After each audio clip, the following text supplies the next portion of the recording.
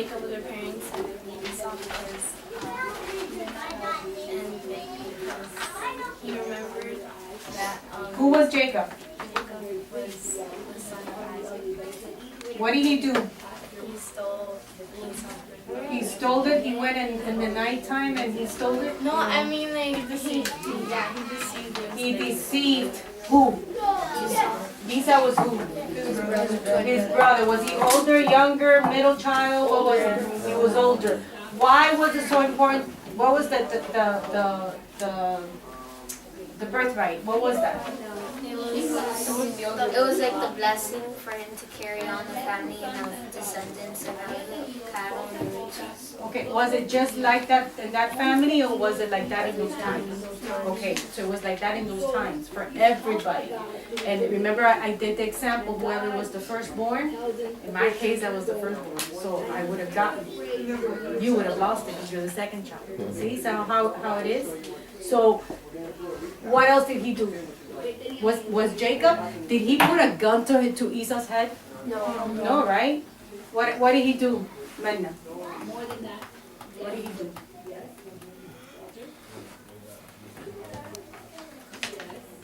Abby. He took advantage of when Esau came from working in like over there and outside, and he took advantage of the fact that he was weak-minded and that he was hungry, and he made cottage, I think it was called, and he like told them, oh yeah, Esau was a hunter. He killed animals. He was a wild person. He liked the outdoors. And Jacob wasn't. He was the youngest one. He would stay home more often. So, you know what that tells me? When you keep yourself, I just thought about it right now. When you are occupied, you're not idle. How many of you know what idle means? You're not stuck with one thing. Idle is lazy. It's pretty much not doing anything. Esau was always out there. You know, he was hunting, and he would look for ways to get animals. At that time, remember, there were no grocery stores. See, we have to go back and think how those times were. There was no Publix, no Dixie. They had to get their own food. So they have to put, do the land. They have to work the land. They have to go get animals and kill them. So Esau was a provider for that family. So he was out there. Probably, I'm thinking, many days he would go out and he wouldn't come back until he had a lot of animals that he had hunted. Maybe he had helpers. I don't know. But we have to think. And Jacob was home. He was a cook. He liked cooking. But Rebecca, which was who? Who's Rebecca? His mother. Whose favorite was he? The father or the mother's? Jacob was the mother. Jacob was the mother's favorite because he was the little one. And she told him, oh, let's do this. You're going to do this, and I'm going to help you cook it. So we know how he went on to deceive Esau. But he didn't put a gun to his head, right? He gave it willingly. He said, give me what you have right now. Give me that food because I'm starving. I've been out days hunting and I'm tired, and all I want to do is eat. And remember how we talked about that. How many times the devil takes advantage of those things in us. Sometimes we're tired. Sometimes we just don't want to do the right thing. Perfect example. You get in trouble. You did something at home or maybe in school. You behave bad and you try to hide it as much as you can because you said, no, let me think about this. You have a test the next day, on Thursday. But you came to church on Wednesday, to the Wednesday service, and we were here too late, and you are too tired when you get home to study. And you said, Lord, I was in church too late yesterday, and I'm so tired, I'm not going to study. God would help me.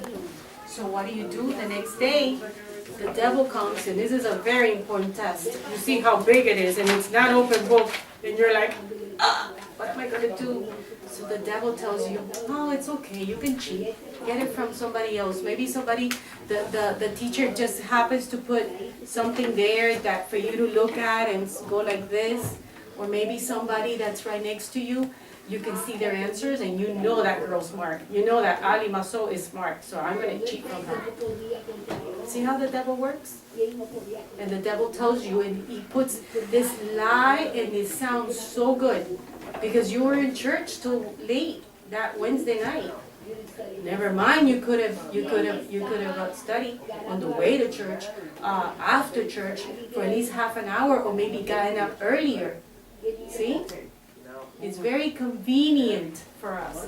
The devil's going to make it always very convenient for us to sin, to do something that we're not supposed to, and make it sound like it's okay. See how it is? It happens to me. I'm sure it happens to Brother Nelson. You guys are not the only ones. But the secret to it is that the younger you learn that lesson and you know what the devil and what the enemy is doing, then you can deal with it better. I still get tempted. That's life. Because I'm still flesh. I'm not a heavenly being. I'm not in heaven yet, so I still get tempted. But it's what I do when the temptation knocks at the door. A lot of people think, oh, you thought about it, so you sinned. That's not true. You can think about it. It's what you do with that thought. When I was younger, somebody told me, remember, the devil's gonna throw your mind. It's like an airplane, an airport. An airport. See, your mind is many planes can land, thoughts can come, but it's what you do with them. See, if I let them go into my heart, from my mind all the way to the heart, and it's in my heart that I sin, not in my mind. If it gets here and it's conceived, as they say, if it goes through, it's because I let it go through. So Esau was very, okay, thank you. So it's very easy to give in to it. And that's what Esau did. Esau was in need, and he took out the easy way out. So yeah, Jacob did something wrong, but Esau let him. See? So what else happened? What happened in lesson 11? Yes. Jacob wrestled with What does that mean? To you. It doesn't, we're learning here. Many times when I sit here and I study for these lessons, God shows me something new that I've never seen before. So what does it mean to you? God wrestles with Jacob. Well, he wrestled with him to show Jacob that he couldn't do everything himself, because while they were wrestling, God anointed his thigh, so he could show him that Jacob wasn't so strong that he could do everything himself. He had to humble himself so God could use him. Remember I told you that Jacob's parents knew God, especially his father, okay?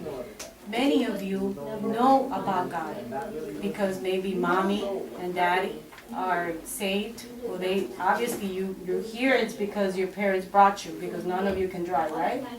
Or if you can drive and you don't have a license yet. So you're pretty much brought on your own here. Since maybe you were little, or maybe you just started coming. But Jacob met and saw God for the very first time. He knew about God. What's the difference? What am I trying to say, Erica?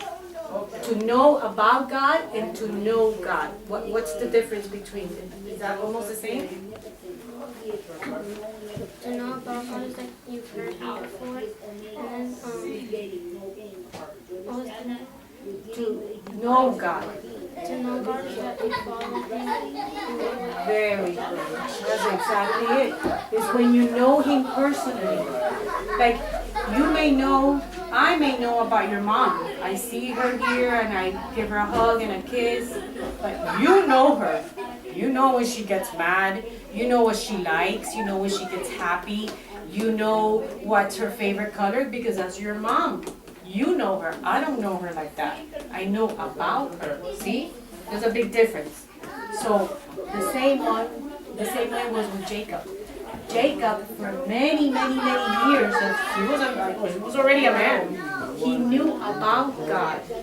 Maybe he feared him to a certain point, like a lot of you. But he didn't know God. And that night, he fell asleep, the story says. And he put some rocks and he went under a tree because he was so tired. He was traveling.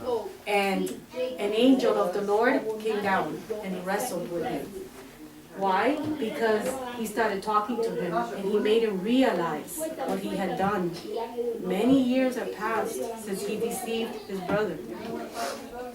Remember, he had worked 7 years for his wife, for the first wife, and then 14 years for Rachel, which was the girl that he wanted. How many of you remember that story? Do they know? Tell me the story. Well, Lori talks. Well, Jacob, Her mom's Jacob was in love with Rachel, but the dad deceived Jacob by marrying her. What was his name, the father? Laban. Okay, go. So what happened? Okay, so then the father, since the eldest usually is the one who marries first, he deceived Jacob into marrying the eldest daughter. What does that sound like? What goes around comes around. That's the worldly way of saying it, but the Bible said what you sow is what you reap. So in other words, if I plant apples, I'm going to get apples, not avocados, all right? See, the same way. See how tables turned and Jacob is deceived? How many of you ever been deceived in your life? That somebody's told you something and you get something else. That they promise you an apple and they give you a pineapple. What's happened? like they'll say they'll do something and then they just forget about it. Not parents, like they're just like a person. Like they say that they're gonna do something, they're like, okay, I'll do it, blah blah, and then later they do nothing. They just forget about it. But you don't forget, right? You remember. I know I've been deceived. And by people that were not supposed to deceive me. But they did. And I didn't like it. But many times I thought, how many times have I done that to people? See? You've been deceived? I'm not sure. I think so. Then you haven't been deceived. You will know. Erica, you were agreeing with me. Tell me, how was for you? Sometimes it's your parents, right? They tell you, I'm going to tell you, remember I told you, my mother left me and my dad when I was a year and a half old. A year and a half. So I didn't really know my mother for many years. But guess what she would do? When I turned 5, she would call. And she would tell me, she would call me like around October. And she would tell me, I'm going to go visit you. At that time, I didn't live here in the United States. I lived in El Salvador. And she would tell me, I'm going to go visit you for Christmas. Tell me the list of gifts. He goes, I'm going to call you next month so you can give me the list. Think about it really good so I can take you all these things. So me being a child, I was like, Christmas, she's coming. I'm going to see her. She's going to bring me these gifts. So I will get so happy. Guess what would happen in December 15th? My father would have to call me because I wouldn't even get a call. I wouldn't even get a courtesy call saying I can't make it. No. My father would say, hey, what's going on? When are you getting here? And my father knew, of course, but at that time I didn't know. I was little. So I would tell my dad, can you please call her? Because she says she's coming on the 24th. She told me. And guess what? No show. She did that to me 2 years in a row. After that, my father got mad and he told me, go outside. Go outside. He was so upset and I could hear him screaming at her on the phone, telling her not to do it to me again. But I cried. I was heartbroken. It hurts. Being deceived hurts. And a lot of times people are not going to do it to you intentionally. Honestly, now that I gotten older, I don't think my mother did it on purpose. I don't want to think that she was that evil. I think she meant to come, but she just couldn't hold her promises. That's how sinners, that's how people that are not saved, that's how they are. They have no fear of God. So when they give their word, it means nothing to them. But see, there's one that will never deceive you. There's one that will never let you down. Who am I talking about? Sebastian. Huh? No. I'm sorry. What? Who am I talking about? God? Who else? Who is it? Who else wants to say it? With loud and clear voice that they believe it. God, Jesus Christ. I know I failed my children. Sometimes I haven't come through to them and I've had to ask them for forgiveness because I'm human. I haven't done it intentionally, but I'm human and I'm going to make mistakes. But it's so good to know that God is not like that. And that's why I told you. See, the Matthew 7:7, that's a promise. And when He promises something, you can take it to the bank, like they say. How many of you ever heard that saying? Oh, you can take it to the bank. That means that you can count on it, that it's going to be there. Whatever you take to the bank, money's there, unless you take it out. Okay, so that's how Jacob was. He was deceived. So he had gone through some heartaches. See, he had gone through a series of things that had gone wrong for him. So Jacob was deceived, and he was probably just depressed. And I think he went on his own. He wanted to be alone. And yeah, he finally he got Rachel, but he had to work 7 more years for her, because that's the love of his life. That was the love of his life. So there he is, and he's wrestling. God is wrestling with him. And you know one thing that happened at the end? Jacob told the angel of the Lord, I'm not going to let you go until you bless me. You have to give me a promise and give me a blessing. And what happened? Madeline, what happened? What kind of blessing was it? Don't just answer me with a question. It's not going to work, Missy. He told them, I would not let thee go. This is Jacob talking to the angel, sensing that here was one with power to bless him. Jacob was determined to have his blessing. He wanted that blessing. Remember how Jacob was? I told you. He might have been deceitful, but that man had desire. He wanted things. When he wanted something, and I think that maybe that's why he was the one with the promise at the end of the day. Because he wanted it. That's how we have to want blessings from God. If you don't care, God is not going to care more for you about you. But you have to care. You have to want it. And it says, this is a type of how the seeker must be determined to obtain salvation, to enter the kingdom of heaven, and to obtain the Holy Spirit. Jesus said, the violent or the determined take the kingdom by force. This world is a battleground between God and Satan, each contending for our souls. So it has to be you the one who fights. You have to try. So Jacob finally, the angel said, okay, I'm going to bless you. And what happened? How was he left? Because he wrestled with God. Lame? No, he wasn't lame. He had something on his leg popped. He had to, the way I look at it is that he probably had to walk like this. And they said that it had a cane. He had a cane.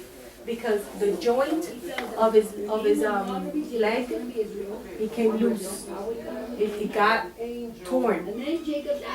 He must have been fighting really, really hard. See, sometimes when we want blessings from God, we have to sweat. We have to pray. And sometimes, I know that sometimes I don't feel like praying.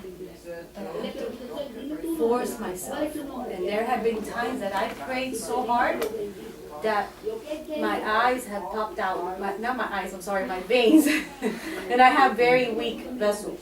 So sometimes the redness, I'll get them here, but sometimes that's the only way to get a hold of God. Because God knows in my heart what I feel and what I want. But I have to see it's for me. I have to show Him. I have to want it. It's like if my life depended on it, and it does. So that's how Jacob was. So that was chapter 11. Or chapter 12. We have like 10 minutes. What happened? Real fast. Who can tell me?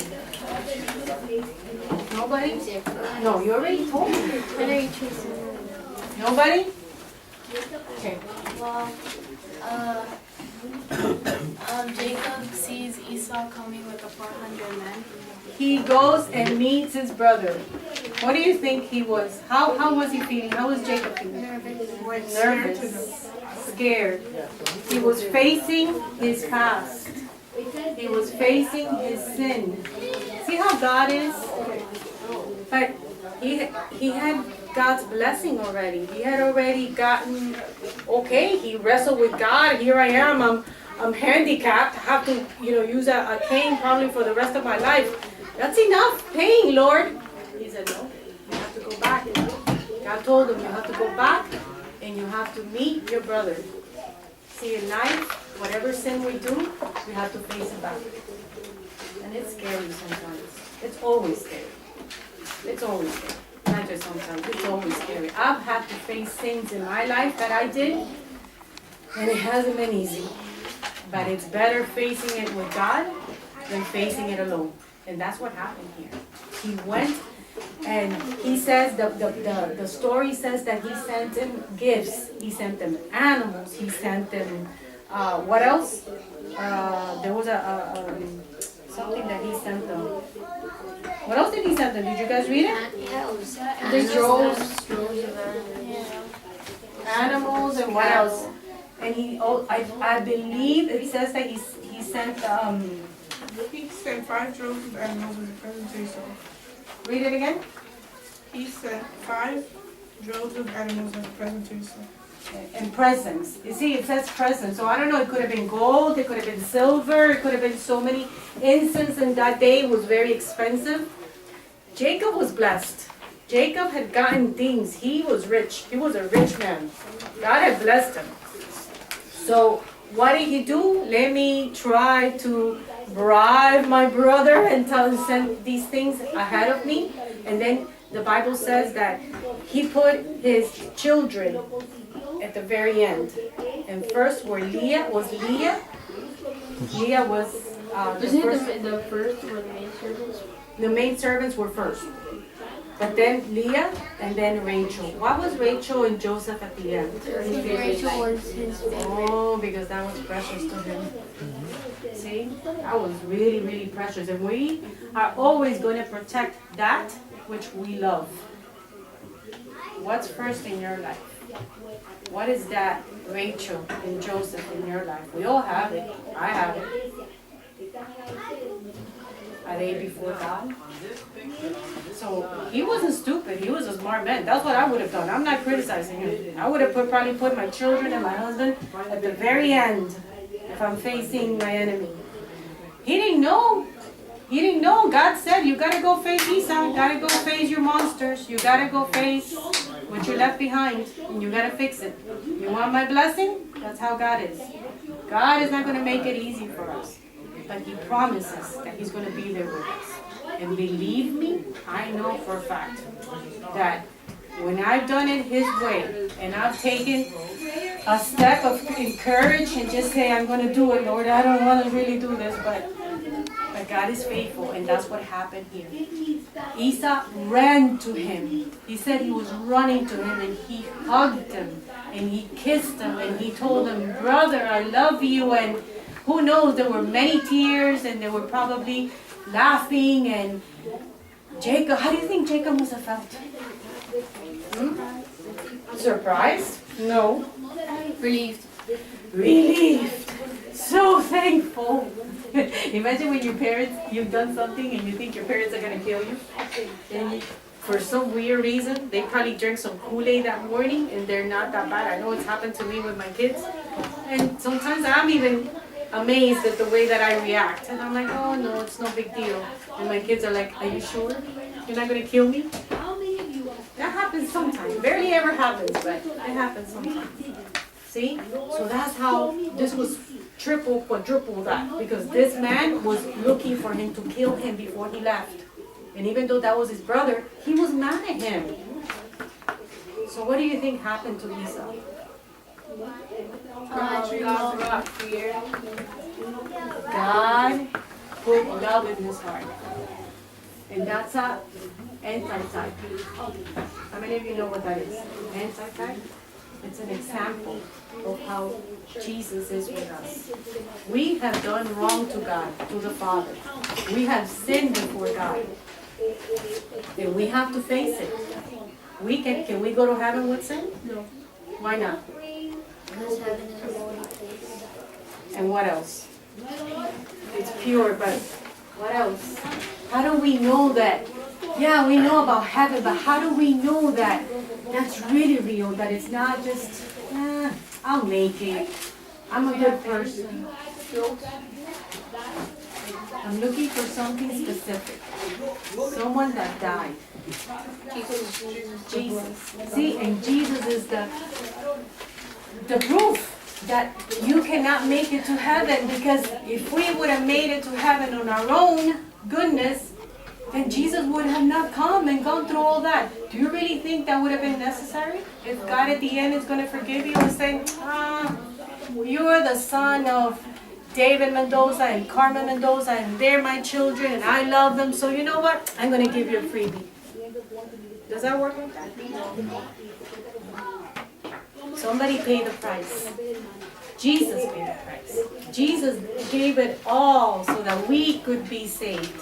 And because of that, I know that I read it in the Bible that yes, heaven I have to be pure and heaven is a wonderful place like we sing. But the proof is that Jesus died on the cross. So that tells me that if it's not through him, I cannot make it. I'm not going to get a free pass unless I have what on me? His blood. Not just blood. His blood has to be on me. And that's what Esau, this is a symbol of Jacob being us, sinners, and Esau forgiving him. See? They must have been hugging each other and loving each other, and I'm thinking that he told them, take all those gifts, brother. Jacob told him, take them. He wanted to do right.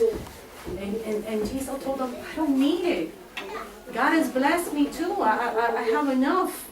See God's mercy here? I was thinking, the Bible doesn't say about Esau. It focuses more on Jacob. But I want to think, or I like to think that God had also had mercy on Esau. And Esau, after he did that, he didn't care about his birthright, God still gave him a chance. And God still blessed him. Our birthright is salvation.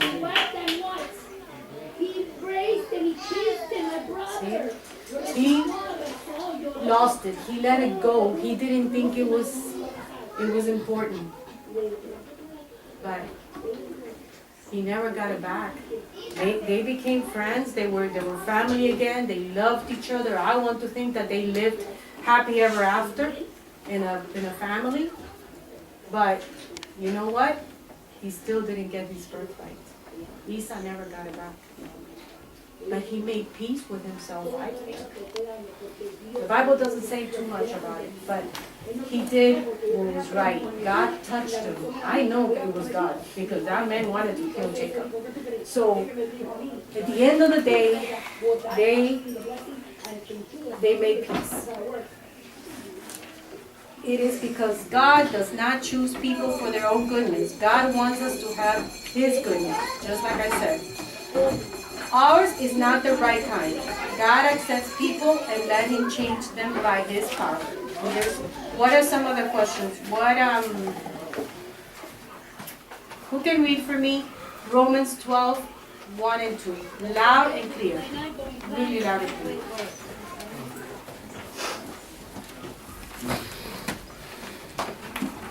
Hurry, hurry, hurry, hurry. Nobody has it? I beseech you, therefore, brethren, by the mercies of God, that ye present your bodies a living sacrifice, holy, acceptable unto God, which is your reasonable service. I love that verse. You're a sacrifice. Your life has to be a sacrifice. My life has to be a sacrifice before who? God. Does that mean that I have to die? No. No. You need to die like Yes. Die yourself. Spiritually. The Apostle Paul says, I die daily. I die daily to myself, to my wants, to my needs. Sometimes there are needs, sometimes it's not even wants. But if it does not go according to God's will, what do we have to do? Erica, what do we have to do? Huh? Tell me. Die. We have to die. We have to say no.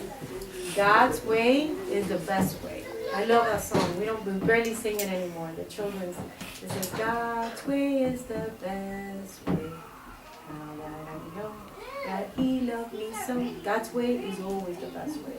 Even though it may be hard, but it's the best way. Number 2, it says, be not conformed to this world, but ye be transformed by the renewing of your mind, and that ye may prove what is good and acceptable and perfect will of God. That is the way we must come to God, seeking His mercy and His grace. The only way. So think about Jacob. Lesson 13 next time is Jacob and Canaan. And we'll be done with this book. Okay? Okay. Bye. I love you all. Have a great week.